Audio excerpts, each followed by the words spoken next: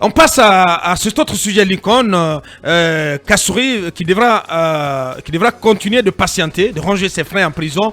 La Cour suprême a différé sa décision concernant l'ordonnance de mise en liberté qui a été prise en sa faveur depuis le 2 décembre 2022, assortie de contrôle judiciaire bien entendu, mais ordonnance contre laquelle le très spécial procureur Ali Touré a introduit un pourvoi en cassation. Oui, c'est un énième report pour sa éventuelle liberté. Dr Kassouri doit encore attendre puisque la Cour suprême a renvoyé au 18 avril 2023 sa décision. Son délibéré concernant le pourvoi en cassation du procureur spécial près de la CRIEF, M. Ali Touré, contre l'ordonnance de mise en liberté de Dr Kassouri Fofana. Et directement, on a pris la réaction d'un de ses avocats, en la personne de Maître Sidiki Birité, que nous allons appeler d'un moment à l'autre tout à l'heure, qui dit qu'ils ne prêteront pas le flanc tant que la Cour suprême n'aura pas rendu sa décision, puisque, dit-il, Ibrahima Kassouri Fofana est très malade et a alité depuis plus d'1 mois dans une clinique de la capitale.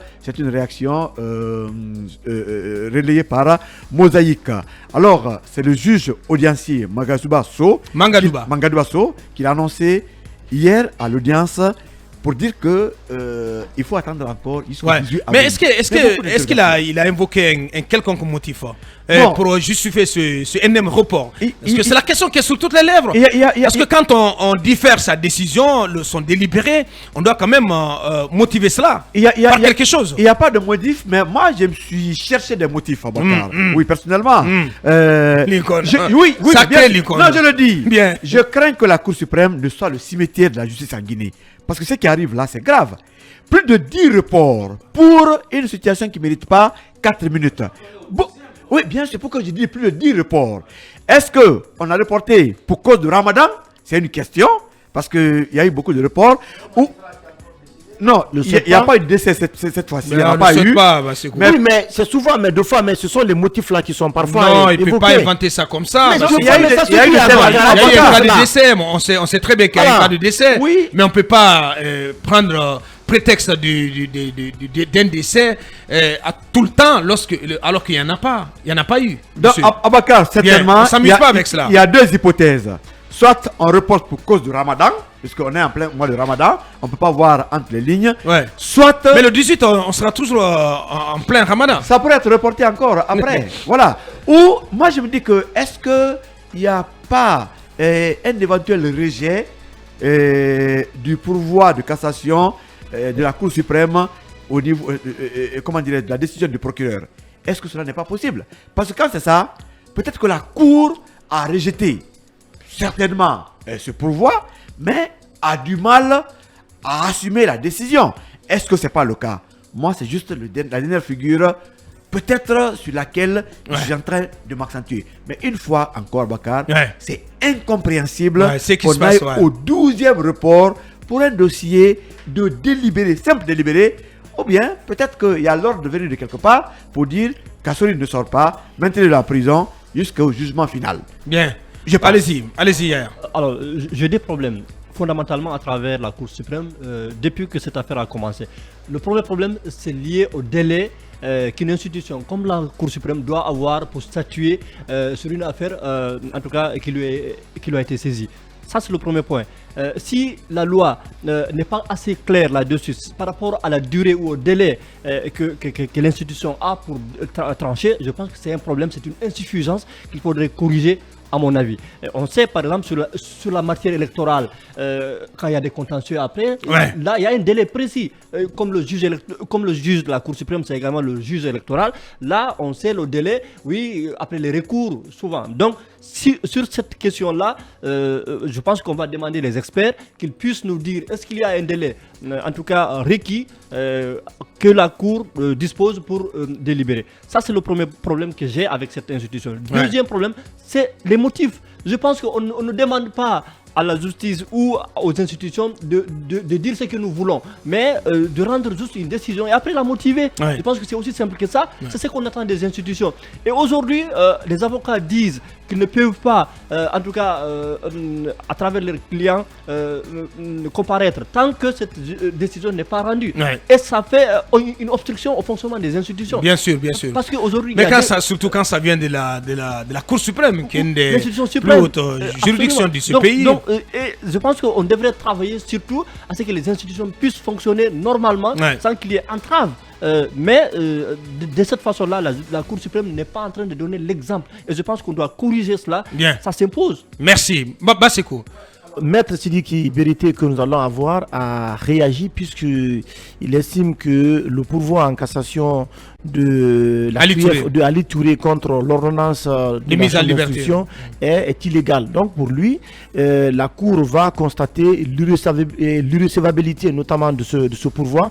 Mais un peu plus loin, ce qu'il dit, c'est que il dit que donc il n'ira pas au fond des dossiers tant que la Cour donc on n'aura pas statué notamment sur cette ordonnance. Je pense que on n'est pas en train de rendre service notamment à la nation. On ne peut pas comprendre qu'un dossier aussi simple que ce que nous connaissons. Oui, sincèrement, ça nous. Tu as l'impression que voilà, ce qu'on a reproché au régime d'Alpha Condé, on reproduit la même chose. Mais absolument. La justice, en ce qui concerne le cas de Kassouri et compagnie, et elle n'a pas l'air de bien fonctionner. Ouais, c'est pour ça que si la Cour suprême était capable de rendre une décision en ce qui concerne cette ordonnance, l'ordonnance, encore une fois, elle a été prise par une des composantes de la CRIEF, en l'occurrence la Chambre de l'instruction. Alors, cette ordonnance, c'est une ordonnance de mise en liberté en faveur de Kassouri depuis le 2 décembre. Et le procureur qui sort comme à son habitude, qui introduit un pourvoi. C'est bien entendu normal, c'est tout à fait normal, c'est de son droit. Mais qu'on en soit au 12e report, c'est extraordinaire ce qui se passe. Cela fait plus de. Depuis le 2 décembre. Ouais, cela fait un peu plus de 4 mois, 5 mois maintenant que la Cour suprême n'arrive pas à trancher dans cette affaire. C'est pour cela que les avocats. C'est pas quand même la montagne à déplacer. Voilà, disent aujourd'hui que c'est un dossier politico-judiciaire parce qu'on a l'impression que dans certains dossiers aujourd'hui, ça dit que ce n'est pas la justice qui prime, mais les gens sont détenus vraiment pour d'autres raisons. Il faut que la Cour suprême accepte vraiment de trancher dans cette affaire, d'accélérer les procédures qui sont pendantes devant elle pour que vraiment le dossier là soit évacué et que on puisse aller vraiment au fond des dossiers parce que les avocats ont été très clairs. Tant que la Cour suprême ne se prononce pas sur ne vide pas donc ce dossier là, eh bien ils n'iront pas au fond des dossiers. Il en est de même pour Dr Mohamed Diané aussi, qui avait bénéficié également d'une ordonnance de mise en liberté contre laquelle il y a eu le pourvoi de Ali Touré et la même Cour suprême a renvoyé au 18, donc à la même date, l'ouverture des débats en ce qui concerne cette confrontation. C'est pas possible. Et c'est pour cette raison, pour terminer, c'est hystérique que ces avocats décident de se tourner vers les juridictions supranationales pour essayer vraiment de régler le contentieux là. Encore une fois, je pense que la Cour suprême n'est pas en train de rendre service aujourd'hui à notre appareil judiciaire. Il faut qu'elle puisse vraiment évacuer les différents dossiers qui sont pendant devant cabinet. Je pense que l'attitude de la Cour suprême s'assimilerait à un déni de justice. Parce que si on peut faire autant de reports et on ne justifie pas ce report-là, je pense que c'est rien d'autre qu'un déni de justice. Un déni de justice et n'est pas permis en droit. Ne soyez pas surpris qu'à la prochaine audience, le 18, que le juge vienne encore dire c'est reporté au 26 ou au calendrier grec. Voilà, à la semaine des 4 jeudis. C'est très incompréhensible de penser que on est subi, que le Kassouri et ses camarades. Voilà, pour l'instant, on n'arrive pas à joindre ni Maître Paul Yomba, ni Maître Sidiki Traoré. Sidiki Berité plutôt. Je disais que c'était inconcevable qu'il y ait autant de reports de la Cour suprême, alors que la Cour suprême elle est réputée être celle qui dit la loi. Et on a vu, par exemple, dans le cadre des contentieux électoraux, c'est allé très vite. Et elle est autant prompte quand il est question de questions électorales ou d'autres questions, mais amorphe et plutôt lente quand il est question de statuer sur des sujets hautement politiques. Est-ce que c'est du fait justement que ces sujets-là soient très politiques, que la Cour suprême retarde. Je ne pense pas qu'elle soit autant occupée à pouvoir ramener in extenso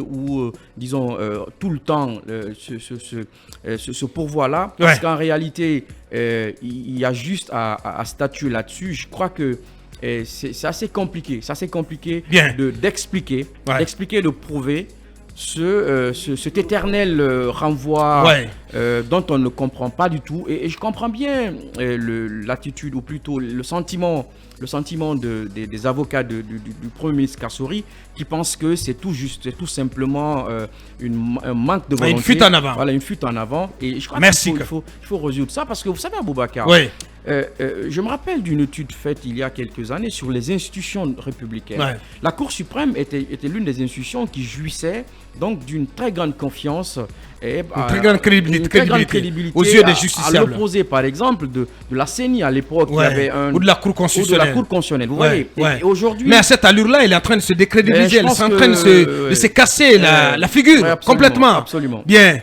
Allez, Mamadouri, Écoutez, les sages à la Cour suprême, par principe et sur la base de leur, si vous voulez, de leur serment, sont censés tout simplement dire la loi, dire la vérité. Bien. Et je pense que dans un passé récent, on les reconnaissait par cela, parce que j'ai vu des décisions de la Cour suprême, si vous voulez, qui ont désavoué, qui ont tout simplement qui ont été en défaveur de l'État, en défaveur de ceux qui incarnent l'État, de certains services de l'État, en faveur d'entités privées ou des individus tout simplement.